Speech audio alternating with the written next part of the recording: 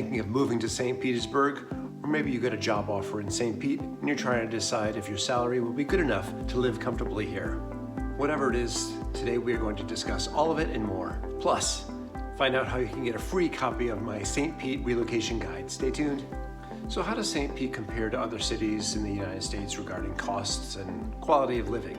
Well, overall, depending on what source you're utilizing, St. Pete is 5 to 10% less expensive than the national average and around 8 to 12% less than Florida in general as a state. So having said that, St. Pete has definitely increased in expense quite a bit over the last few years, especially in housing. This cost of living comparison takes into account such large areas of life such as healthcare and housing, transportation, etc. One cost that is for some reason more expensive than average is groceries. It's 5% higher than the national average, so who knows. Even closer to home, St. Pete is 1.5% less expensive than across the bay in Tampa. In the second minute of this video, I'm going to tell you something that might surprise you about living in St. Pete. Keep watching if you want to know what Florida cost is the third highest in the United States. In terms of housing, on average, the median sales price in St. Pete is $275,000, which is up 24% from last year, and it's higher than the $232,000, which is the average home price in the United States. Just last year, St. Pete's median sales price was just $225,000, so that was much less than the average, and it has appreciated quite a bit.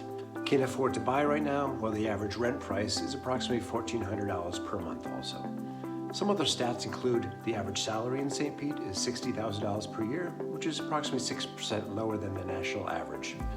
Since I have offices in both Philadelphia, Pennsylvania and St. Pete, Florida, I did a comparison of salaries, and a $50,000 salary in Philadelphia is equivalent to around a $40,000 job in St. Petersburg per payscale.com website. Check it out. Also, St. Pete has a sales tax of 7%. So, what's the surprising cost that makes Florida the third highest in the country? You guessed it, homeowners insurance. That's right, in St. Pete and Florida in general, it's 58% higher than the national average. The only two states lower are Oklahoma and Kansas. On a good note, Florida state income tax is 0, so that's awesome. So the bottom line is it depends on where you're moving from. If you're moving from a major city such as New York City, Chicago, San Francisco, DC, Boston, then the cost of living in St. Pete will be much less. If you're moving from a more rural area, in North Dakota, southern state like Mississippi or Arkansas, it may be a little more expensive. St. Pete is a gorgeous city with lots to do, and you can still rent a 2 or 3 bedroom place for $1,300 to $1,600 per month, or buy the same place for as low as $175,000 to $225,000, depending on the location. If you'd like help finding a place, or if you'd like a copy of my free St. Pete Relocation Guide, please email me at the address below, callpaulstpete@gmail.com. Thanks, have a great day. Bye-bye.